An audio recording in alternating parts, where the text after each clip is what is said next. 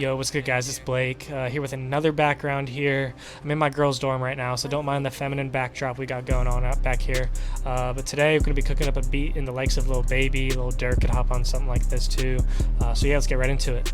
So for this beat, I flipped a sample from my boy Harry East, and he looks like he also collabed with OB Music for this one.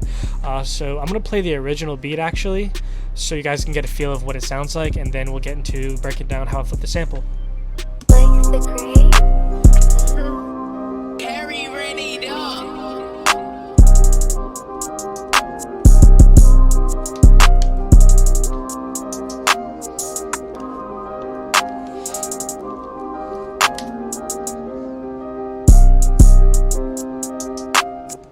Alright, so starting off the sample, the original BPM was 140 and an F minor, so I'm going to play the original sample and I'll show you how I flipped it.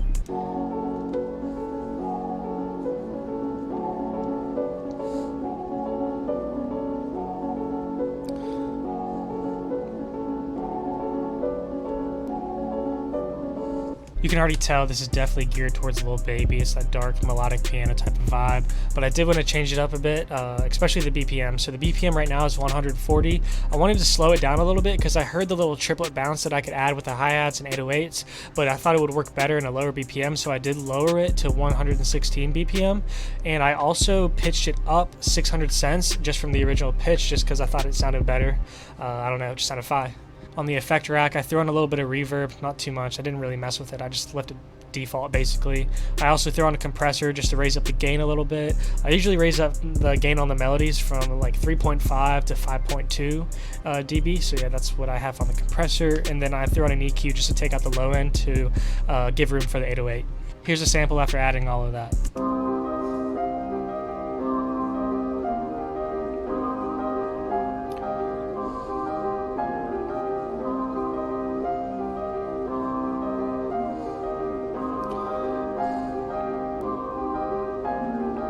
With this 808, I pulled the length knob up about halfway, and I pulled the out knob up about three quarters of the way. And what that does, just it shortens the 808 just a bit because I thought it would sound better short rather than long to give it more of that Pyrex type of feel. I also pushed the boost knob up a little bit just to give it a little more punch so we can hit through the phone speakers and can really blast on your big speakers in your cars and stuff.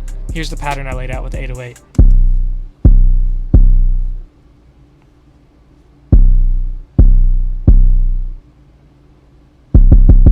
I kept the 808 pattern pretty simple and spaced out because I really went crazy with the hi-hats and the percussion.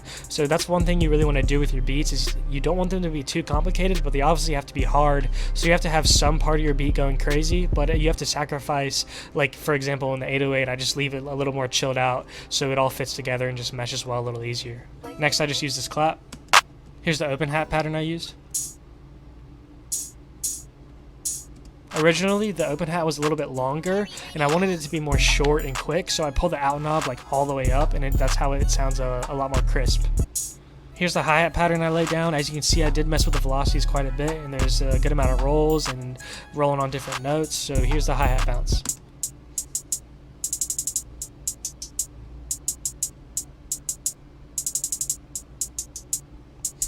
When laying down my hi-hats, I go to this button a lot and I go to the 1/3 beat. And since I was feeling the triplet bounce from the melody already, I wanted to lay that same type of bounce down for the hi-hats, and that's what I did. I just dragged and placed all the hi-hats where I wanted it, just by guessing and just to see what sounded good. I was really just experimenting with this beat. The next sound I used was actually the same hi-hat, but I reversed it. As you can see, you just click the reverse button right here to reverse any sound you want. And I pulled the length knob a bit just to shorten it and make it a little more quick. And this is what it sounds like. Here's the reversed hi-hats playing with the other hi-hat pattern.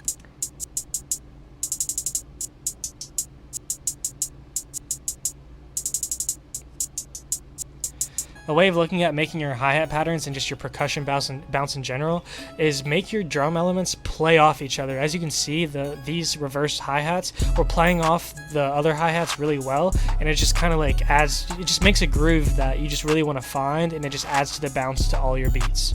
Lastly, for the drums, I added this little perk right before the 3. I did add a section in the beat towards the end for the outro where I gross speeded the melody. I just added the half speed preset, as you can see here, and I just automated it to the point where it starts during the track where I want it to. And how you do that is you just right click on this button on the gross beat, and then you just click create automation clip, and that's how you get this. Here's what the gross beat sounds like with all the drums.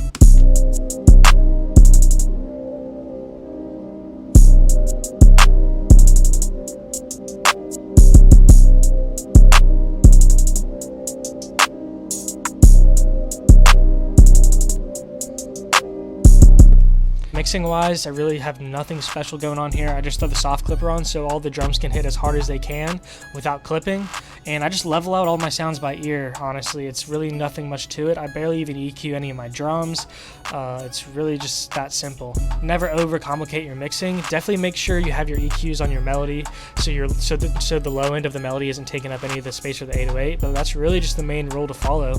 And yeah, that's really it. Thank you guys for watching the breakdown. I'll see you guys next time.